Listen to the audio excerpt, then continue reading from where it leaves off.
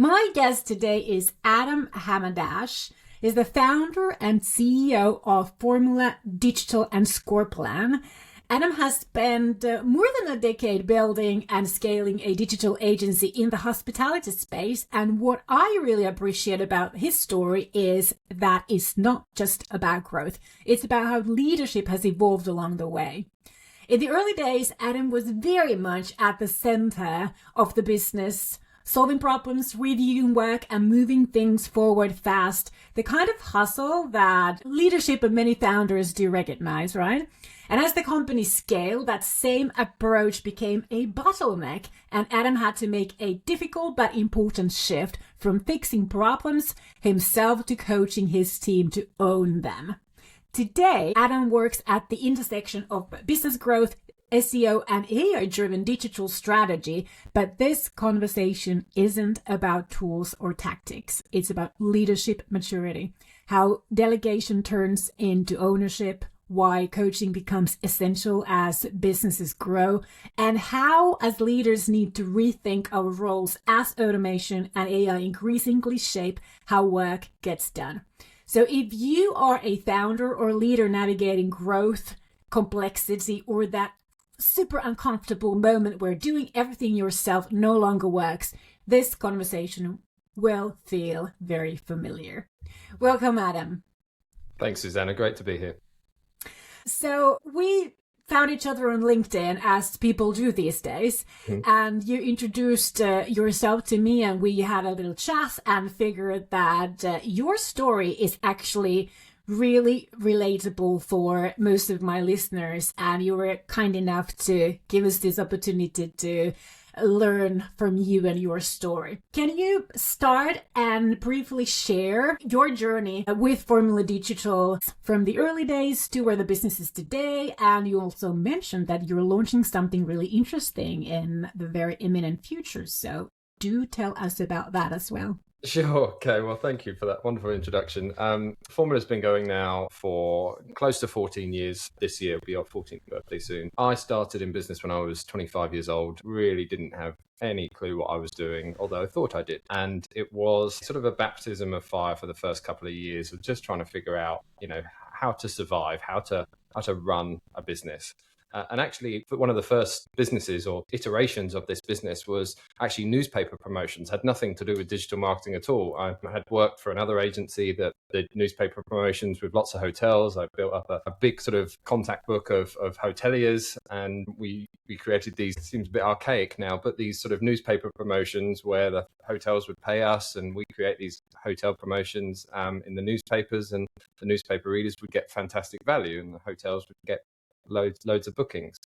Unfortunately, that was that little model that I had was just at the dawn of Booking.com and Expedia and all of the other big online travel agents, and all of a sudden everything was moving digital. So my sort of first approach in business was very, very short-lived, and I realized that I needed to pivot very quickly. I've got all of these wonderful contacts that are very happy to take my call and say, yeah, how can you help us? I started to move into digital and started to offer all manner of digital services, and at one point we were doing email marketing for B&Bs for a ridiculously small amount of money, but really delighted that anyone was paying us anything to do something. And that is like a typical thing when you're a newbie founder. Yeah. It's just like you gotta feed your family, so you're really willing to do anything and everything just to get a paycheck.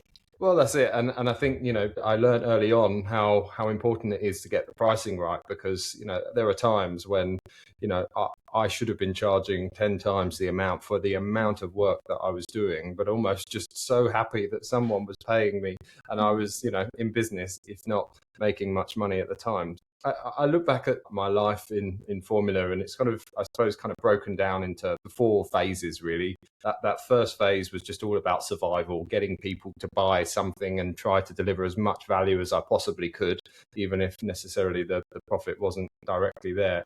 Moved into a next phase, which I would probably call like messy growth. It was good, things are moving, the team is growing, but it was inefficient and disorganized, and we were sort of the wonderful analogy I always used to use was laying the track as the train's coming. It was just no time to be thinking ahead, just place the next piece. Very chaotic.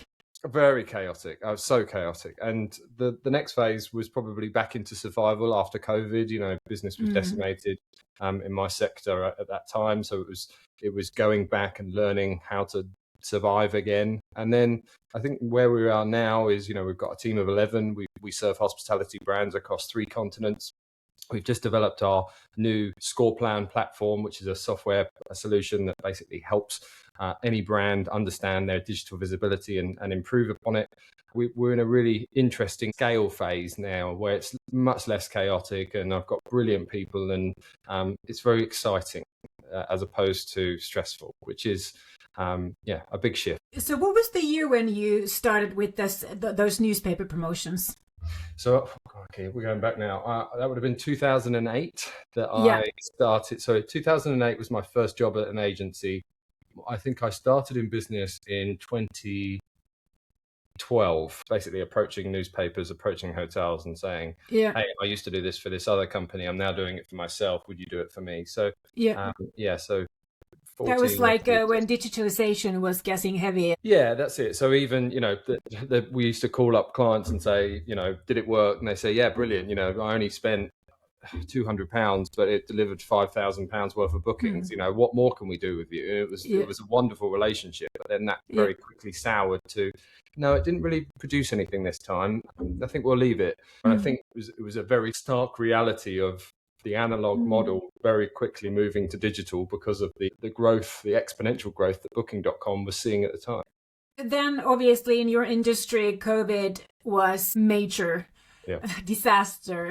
How did that make you feel as a founder? Did you have employees at the time already, or was it just? Yeah. I think I had maybe 8 or 9. I was actually in Australia, of all places. We had 2 weddings within 2 weeks of each other. So we took my daughter was 3 months old. I'd planned to take a month off and go to one of my best friends getting married.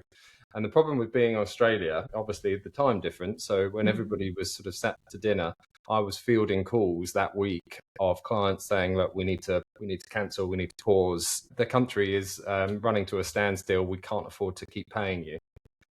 It was extremely stressful, but I think on reflection, it was far more stressful coming out of it, because obviously in that week in March, or those couple of weeks in March 2020, all governments sort of rallied and provided schemes like furlough. And in the UK, we had a bounce back loan, which was a lifeline. All of these things made it possible to sustain.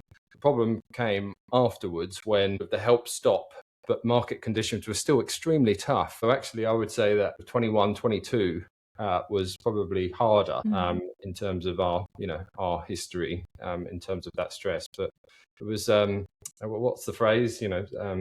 Smooth seas never made a skilled sailor, as they say. I probably butchered that saying, but you know what I mean. And I certainly take some huge learnings from that period.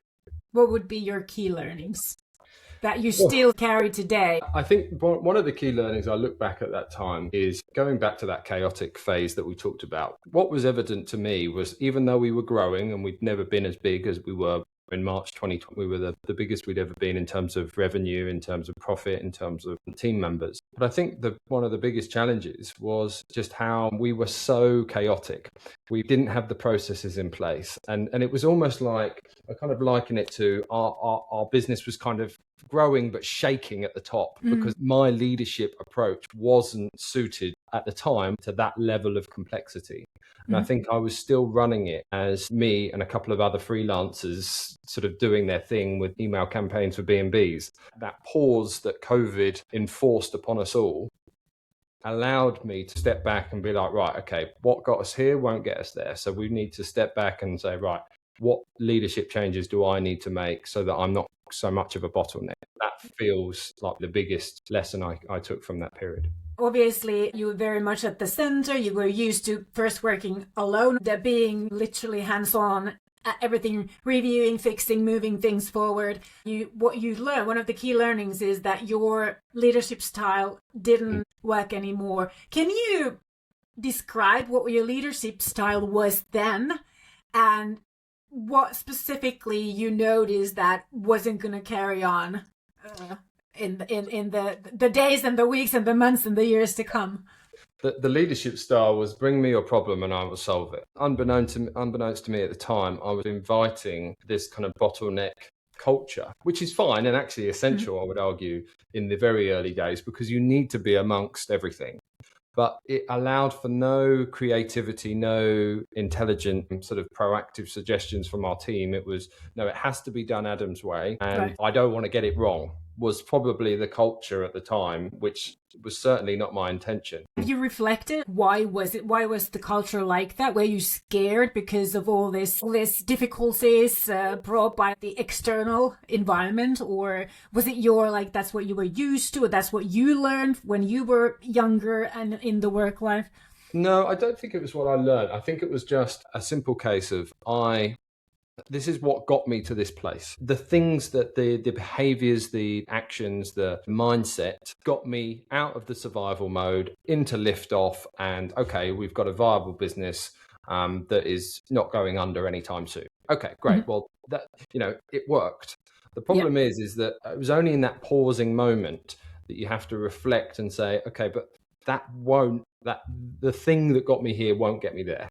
I think what really happened is it was a really difficult time, because everything in your sort of being is saying, well, I need to be over everything because that's what's actually delivered results to this point. And I think what I've found is that over time, to be a really successful leader, you've got to be able to say, do you know what, it doesn't have to be done my way, as long as we're all agreed on the net result of the objective of whatever it is.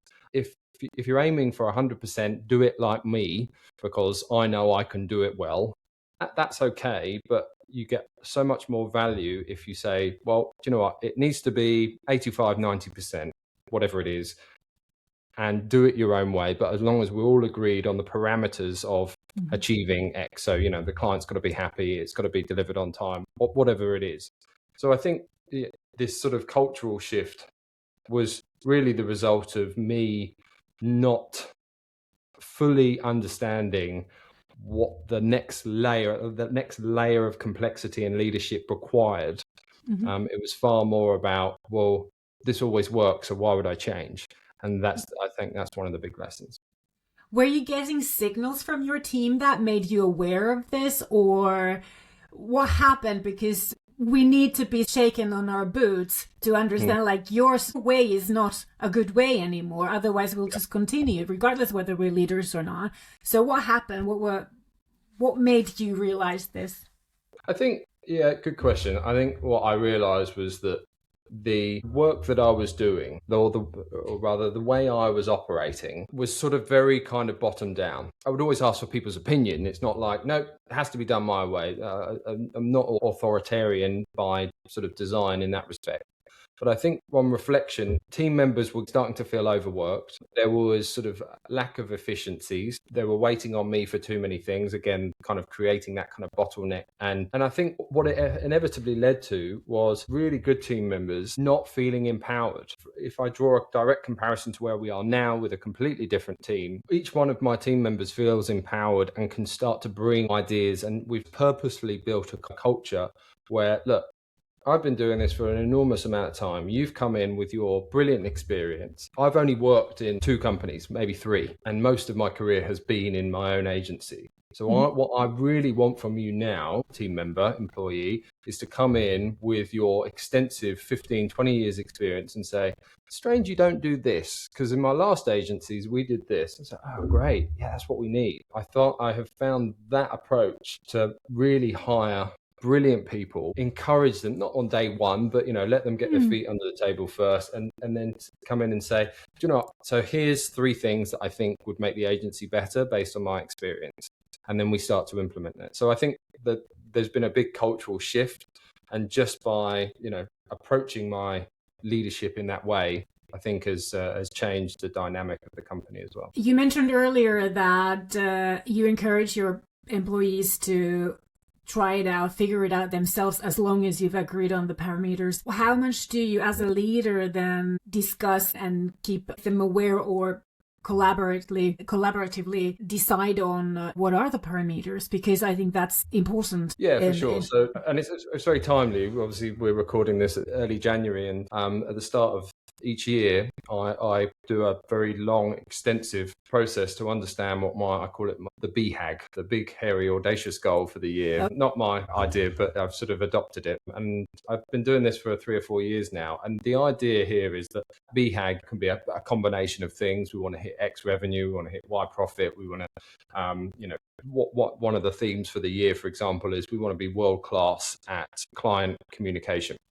And so once we've kind of developed our BHAG, and I'm actually tomorrow going over to my managing director's house to sit around the coffee table for 3 or 4 hours and decide and debate what that BHAG is. Once we've got that clear goal and vision for the future, then we share it with the team in a quarterly meeting where we take a meeting room. We work in hotels, so we often take a meeting room with one of our clients and sit and have a working lunch, and we work through, okay, based on that big objective for the year, what are the things we need to do? And then what tends to happen is each person, depending on their level of capacity, will take a quarterly ROC, which you might be familiar with from the EOA system, the Entrepreneurial Operating System. And so inevitably what the plan is simply that we have one sort of guiding star, which is our BHAG. We've broken that down into quarterly ROCs that many people own. And each of those quarterly ROCs, they have ownership of them. And so it's really important that when they achieve those ROCs, everyone is rowing the same way. Everybody's moving the company towards that BHAG. And to draw on an example of this, last year we changed project management systems, which obviously for an agency is a big move. Mm-hmm. Lots of research. I've always owned that. We've changed a couple of times.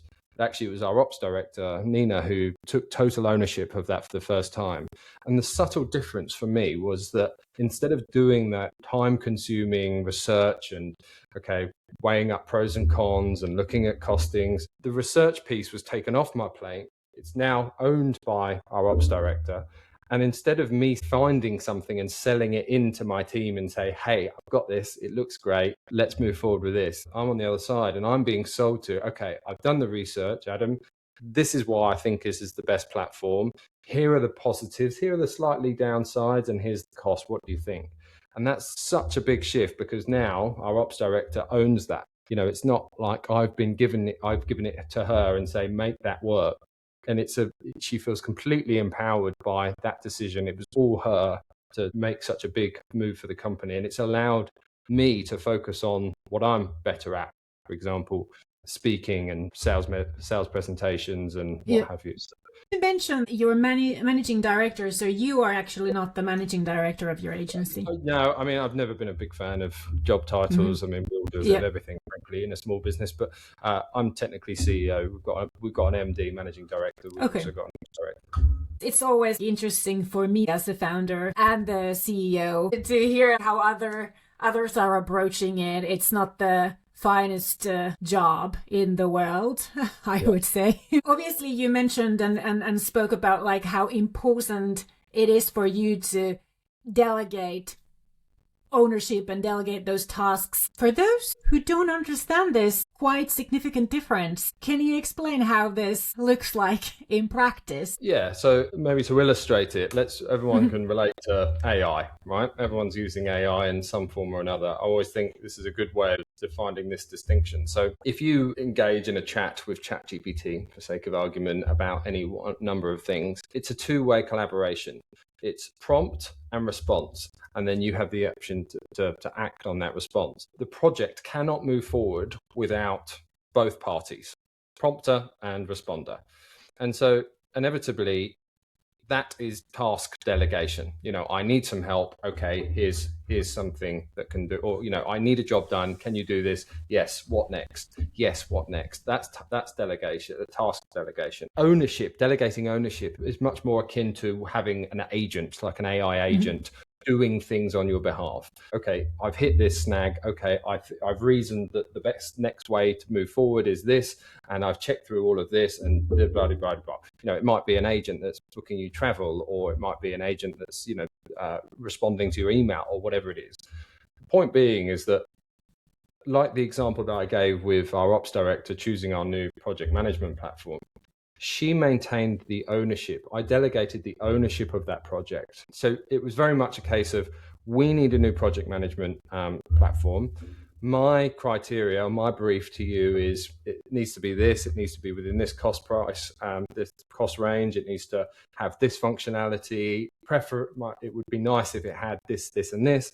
So you're providing a brief so that they can go and own that project, and then they might come back with questions. Okay, but do you want this? Do you want that? And then they go and do that project. They might hit some snags, but they're coming to you and saying, okay, I've taken ownership of this. This is the way we move forward. They're not coming to you and saying, okay, I've done that. What next? If anything, it's the other way round. So I think it's a subtle, but such an important distinction to make. And I think the other point to make around delegating ownership of a project is you have milestones. You have to have milestones in place. Look, I need you to do this thing. I need you to really give it some thought. I need you to let's check in every 2 weeks.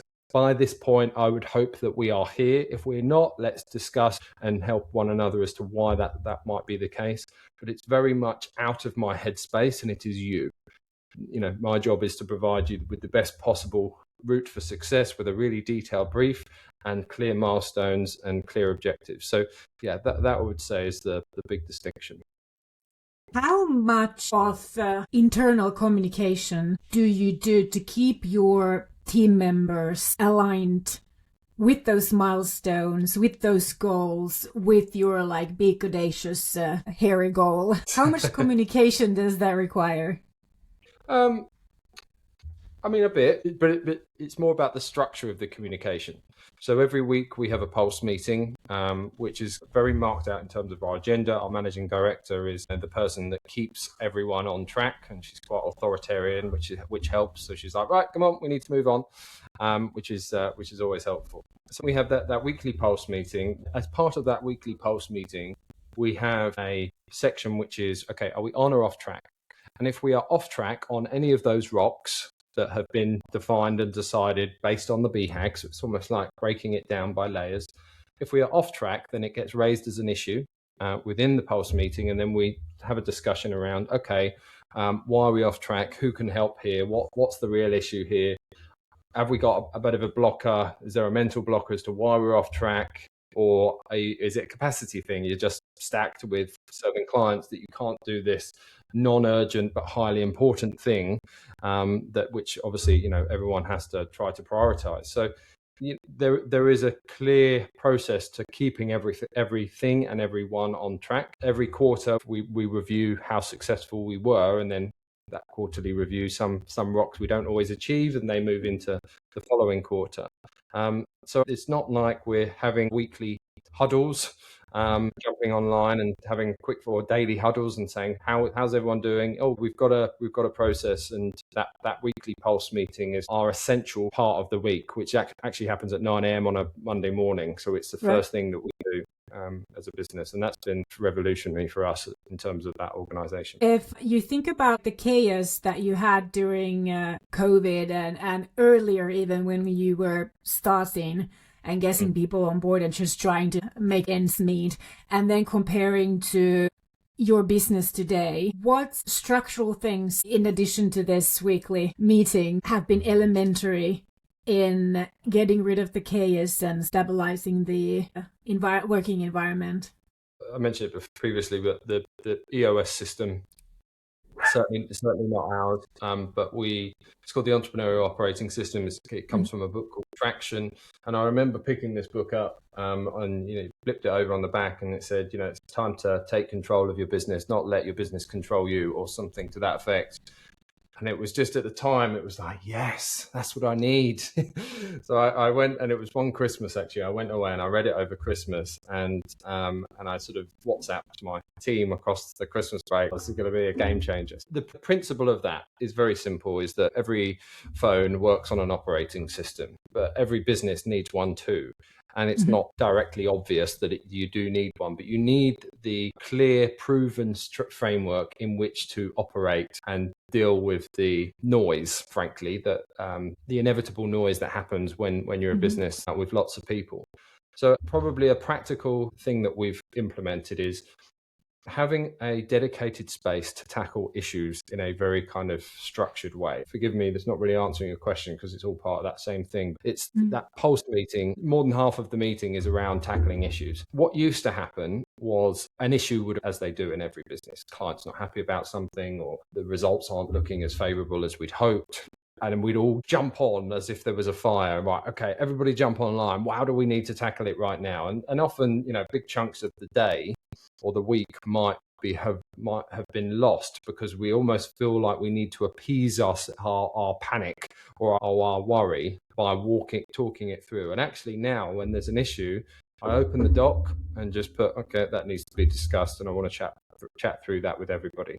And so it's almost helped me compartmentalize some of the issues. And as you get bigger, there are only more issues. We're far less chaotic, but issues are everywhere. That's why running and scaling a business is so difficult. So having that compartmentalized space to place issues and then having that structured process to resolve them has given me freedom of thought, not to feel so jumpy when something goes wrong. Really good one.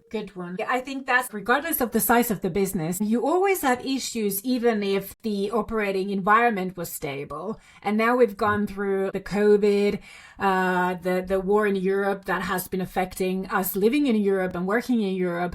There's just so much change that has been going around affecting our business, our clients' businesses. Obviously now the AI era that is I want to say that the AI era is starting. I like to compare it to digitalization. It's going to be a massively long era. Maybe not over a decade like digitalization was, but it's going to be several years and it's going to really stir and shake. And it's so much more than tools and technology impacting everything. Do you have concerns as a business owner about there not being a site in the visible future where things outside your business would be stable and calm and lovely and you could just focus on growing your business?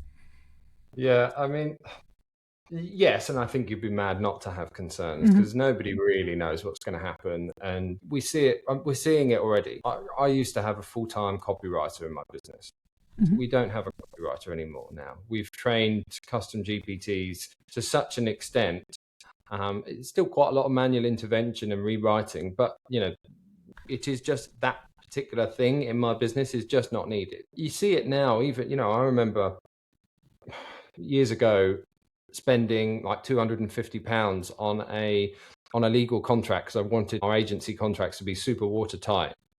And actually, it was last year that I took that legal contract that I had done professionally, punched it into ChatGPT and said, this is a bit too long. Can you make it a bit more succinct, but keep all the salient points?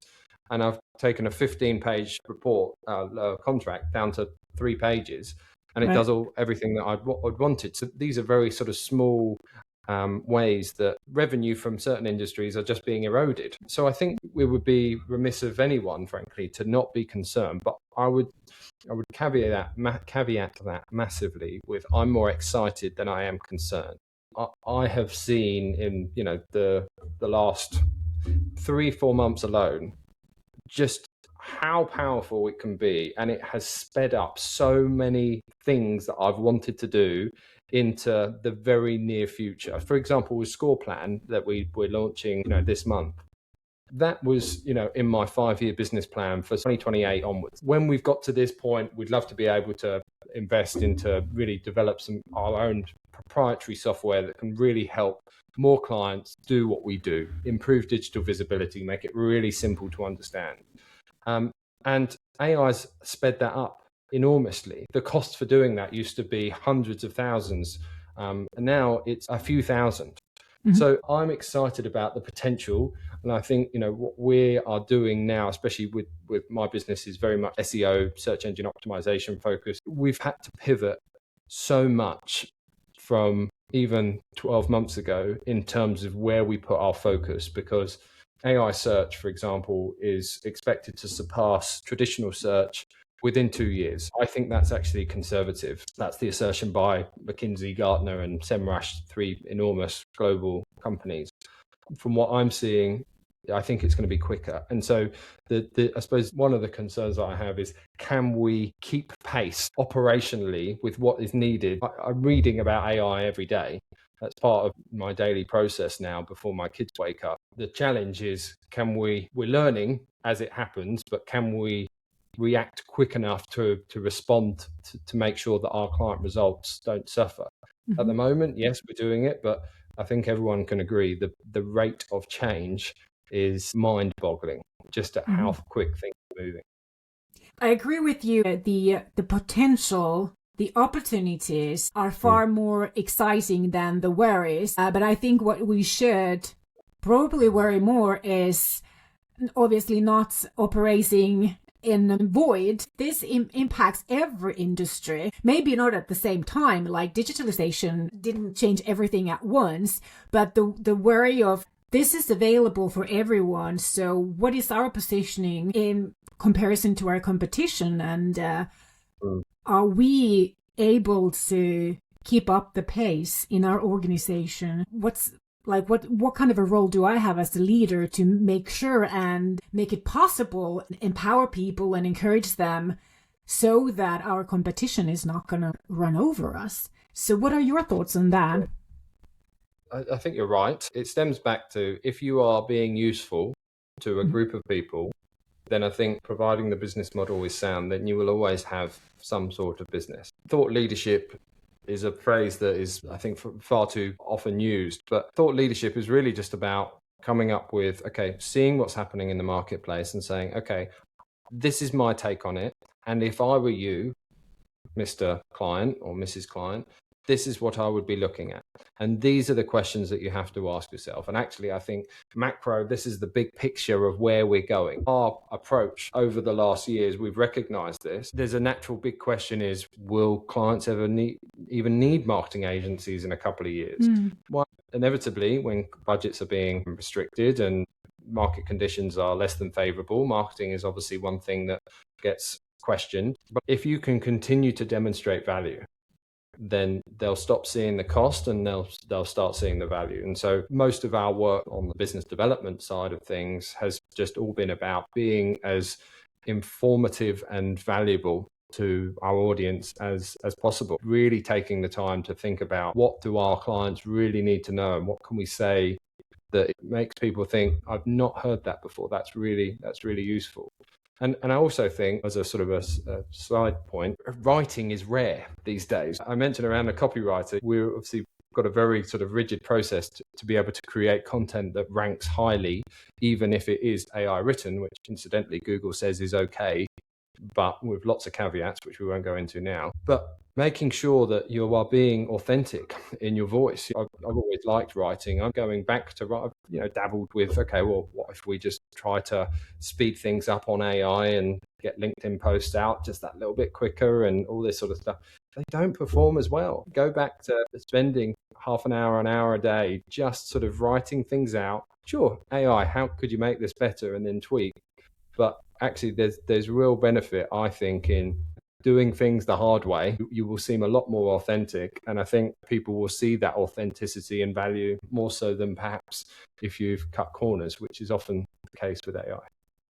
I agree with that so much. And yesterday, I was trying to think, where did I see this? What was I reading? But there was definitely a recommendation that when you do take on these tools and technologies to help you and fast and speed up things, something that we should be focusing on even more than maybe ever before, for that reason that you just mentioned, is our communication, both spoken and written communication skills, because that authenticity is just going to be shining through from all of the technical robot messaging. Yeah. So that's really important.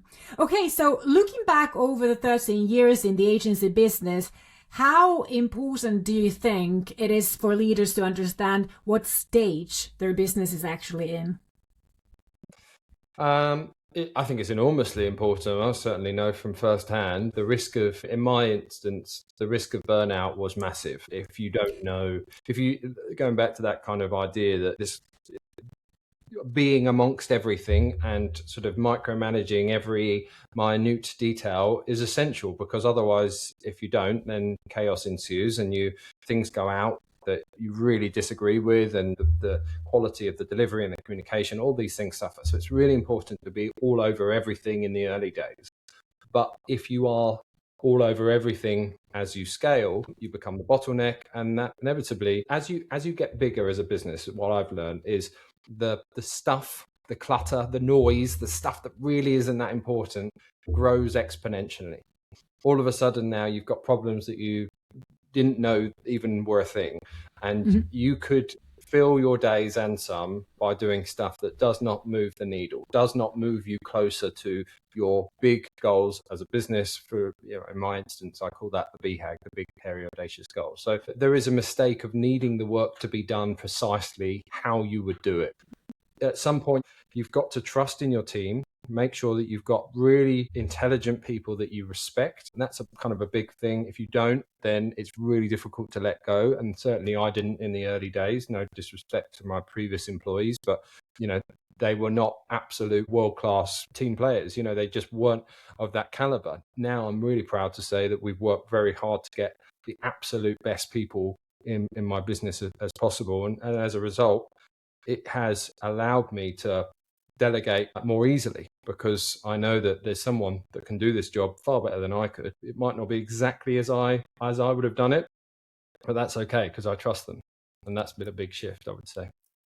That is probably one of the biggest challenges for any founder, any CEO, is how to get world-class talent in your business. And when we talk about smaller companies, like in terms of people, like yours and mine, often the case is that you are not attractive as a workplace, as an employer for that world-class talent. What's your secret? How did you manage to build such a world-class team? Well, first of all, I should say that everyone I employ is a woman. I'm the only male in my company, and it's... Lucky you. I know, I'm very lucky. I'm surrounded by incredibly intelligent women, and it's incredibly intimidating. But there is a running joke that every time we hire is like, is it going to be a man? Oh, no, the best candidate always seems to be a woman. We've had to get a bit smart over the last couple of years. We haven't had the biggest budgets. If we're talking about really having absolute world beaters in our team, can we pay as much of the big agencies? No, of course we can't, but what we can do is be smart about what we can offer.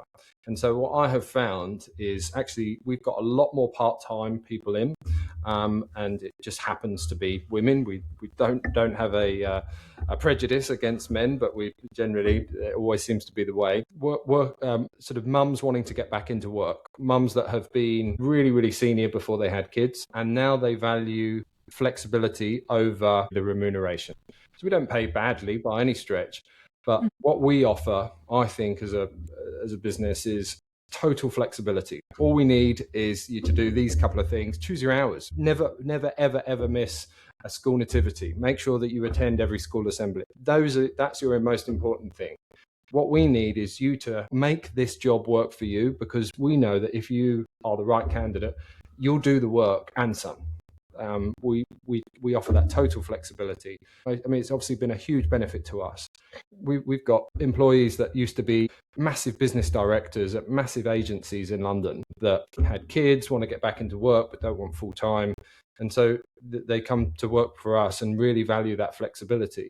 I think it's really sad now that so many companies, certainly in the UK, are starting to really mandate, well, we need you in the office 3 days a week or 4 days a week.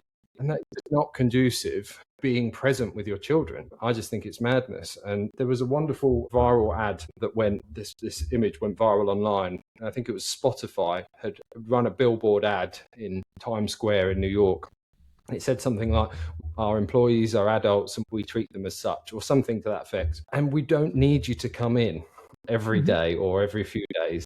If you get the balance right with home life, and you are going to perform better at work.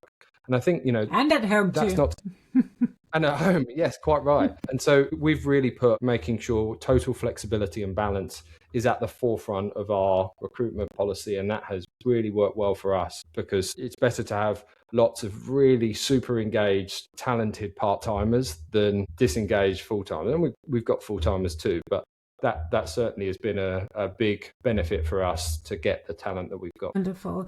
Do you feel that it's a competitive advantage to you? And because there seems to be a lot of bigger companies, a lot of discussion, or not even discussion, it's more like a forceful action that you must come back to the office. Our business is suffering because of you.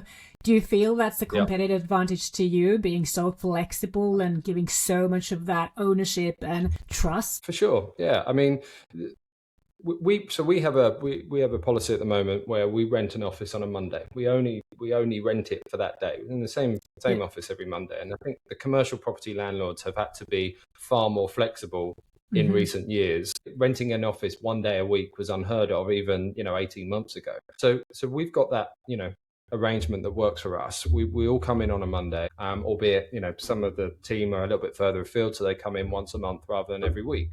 And absolutely, it's been a competitive advantage, because what that's allowed us to do, we made the decision actually last year that we want really senior people in our business. We can outsource and delegate tasks. So very simple tasks that we can, and they're all part of our team, but we do that. We do that offshore. And everyone else in the UK, they're senior. They must have at least 15 years experience. We don't want to be teaching people how to write lists. We're not big enough. I'm all grad coming in and doing grad schemes and all that sort of stuff. That's not us. I'm not here to serve the next generation. I'm here to serve the clients that pay us. And that has really been a competitive advantage, because the amount of times we have taken over from another agency, we've won the account, there's been a handover, we're working with a big client, this is a nice big retainer for us, this is a really important business, and we're being handed it over by a 25-year-old account manager who really doesn't have the experience or the authority to, no doubt very good at what they do, but you can't have that level of caliber of conversation with a client if you're 25 years old and that inexperienced. What we've found to really work for us is hiring really experienced senior people, giving them total flexibility, and the caliber of internal conversation has improved enormously, but also the caliber of external communication. A 40-year-old will say things to the client that a 25-year-old will not. I'm sorry, that does not make sense. And I've got a rationale as to why, but can we have a discussion about this? Because I feel like we're going in the wrong direction here. And if you get a really good client, they're like, well, okay, all right, yeah, tell me. But it's all about caliber of conversation, and you only get that from experience. I have to agree with that. Okay, what a wonderful conversation we've had. I want to go to our final question. So many questions I have on my mind. Maybe we'll do another episode at some point. But if now, for our fellow founders and leaders who are listening, who feel completely stuck between doing everything themselves, or feel like they have to do everything themselves, or stuck with not really trusting all the people in their teams, what would you suggest or recommend as a mindset shift that helps them to move forward? I would say you have to strive to be world-class in what you do. And you can only do that with the right people. So you need world-class people. In the EOS framework, there's a 3-point approach to making sure that you've got the right people in the right seats. And they say they've got to get it, want it, and have the capacity to do it. So they've obviously got to get the job. They've got to, understand what's necessary.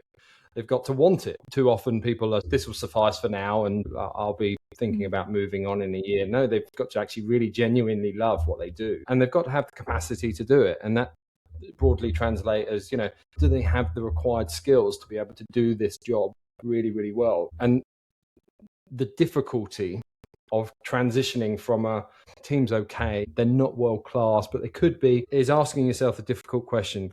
Prioritizing getting the right people, getting world-class people, however you do that. If you've got the ability to pay big money, big salaries, great. For us, that wasn't really an option, but we've found ways of that other people value. It's not just necessarily all about big salaries, but to get the best people. So flexibility has helped for us. So getting world-class people in your business, I would say, is number one. And the second point would be just like let go of perfect. You've got to at some point acknowledge that, okay, it's not going to be done the way that you want it. If you trust the people that you've got in your business, if everybody's really clear about the outcome, the desired outcome and the objective of what we're trying to achieve, and 90% is okay. 85% is okay.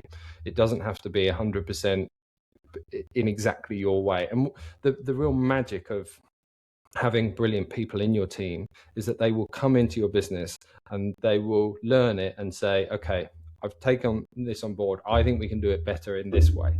And that's really the benefit of having really great leadership and a brilliant team of people. So yeah, those are my 2 points. Good ones. Just want to say that oftentimes people, and this has nothing to do with how much a person is worth or their input is worth, but more like if you think that you buy world class with the really high salaries and the extras, you will attract the kind of people who are chasing that, and that it's going to be the next company and the next company. You need to be able to attract a person, that world-class talent, with something else than the financials, and then reward them for their input. But if they only came because they got the best paycheck from you, who's to say they're not going to live in a year or even earlier for the next one who's going to buy them off? So I think that's something also that we have to be mindful of, like how to attract the kind of talent that is most likely to stick. For sure. And I think even if you do stretch to that salary of the highest paid people in that particular role in your particular industry, those people are ambitious and they're going to want a pay rise at some point. You've got to be able to take on the extra costs that person is going to require. So being creative in terms of how you build your team is certainly advantageous, I would suggest. Yeah. Thank you so much, Adam, for this delightful conversation. If somebody in our audience is interested in contacting you or having a chat with you, what's the best way to reach you? Yeah, sure. So I would say go to scoreplan.ai is our new platform. From there, you can punch in your website and you can get a free report. So it pulls data from about 30 different sources around the internet. You get a simple score and a simple plan on how to improve your digital visibility. Or equally, if you want to contact and reach out to me directly, you can do so through our website, which is thisisformula.com. I'm pretty active on LinkedIn as well. I've got quite a convolutedly long surname, but I'm pretty sure I'm the only Adam Hamadache on the platform, so I'm sure you can find me pretty quick. Wonderful. Thank you so much. And any questions, any comments from our audience when you'll see this episode on social media, LinkedIn, Instagram, feel free to comment, ask questions. I'm sure that Adam and I will respond on that particular post. So thank you everyone for listening, and come back again next week for the Story Driven Business Podcast with me, Susanna Rantanen, as the host.